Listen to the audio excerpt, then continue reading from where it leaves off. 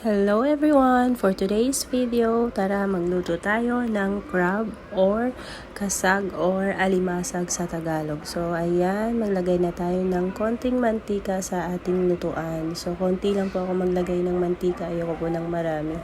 Kasi ayoko puro ng oily. So ayan, painitin muna natin saglit at ilagay na natin ang bawang. Ayan, gusto ko nga pala maraming bawang kapag nagluluto ng seafoods. Mahirap na, baka ma-high blood tayo. Huwag naman po.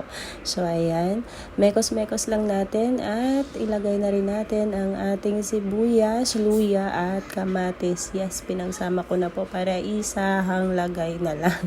Kasi ang hirap mag-video ng mag-isa ka lang tapos walang naghahawak nung cellphone mo. So may stand naman ako kaso hindi siya mahaba.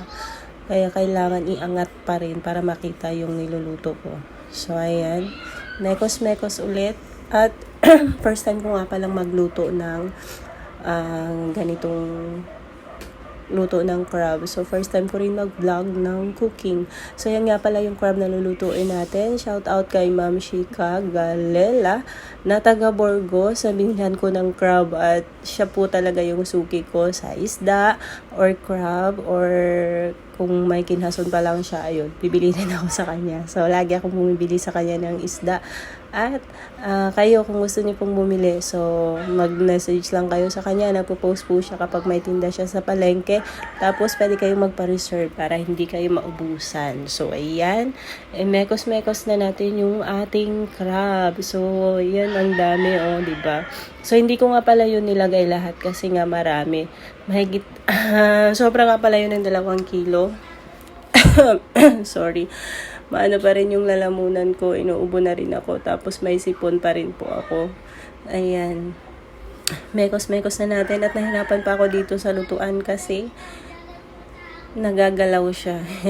Wala kasi yung harang, hindi ko na ilagay. At ayan, maglagay na tayo ng 2 tablespoon of sugar. So ayan, mekos-mekos ulit. At pasensya na, may nalaglag na isa, sayang, wala pang 5 minutes. So lagay natin ulit.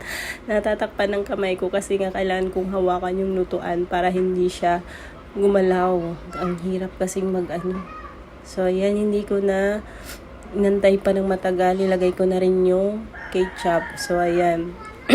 Konti lang pala yung nilagay yung ketchup na hindi ko na inubos kasi yung ketchup na yan ay medyo talagang as in maraming food color. So, konti lang nilagay ko kasi ayoko yung mga bata ay maparami. Kasi nga kumakain din sila nitong crab. Gusto din nila to. Parang lahat yata kami ay favorite to. So, minsan lang kami makapagluto ng ganito dahil dito sa amin ay walang gaanong crab. Konti lang at bihira lang talaga. So, meron man pa isa-isa, dalawa. Yan lang. Pero doon sa Burgos, marami talaga. So, ayan, nakakakain lang kami kapag may nagbebenta dito na taga ibang lugar or taga Burgos or taga Igaw. So, dyan nga pala ay may sinilip ako kasi may nalaglag. Yun pala ay sandok. So, kinuha ko siya. Nilagay ko dun sa lababo.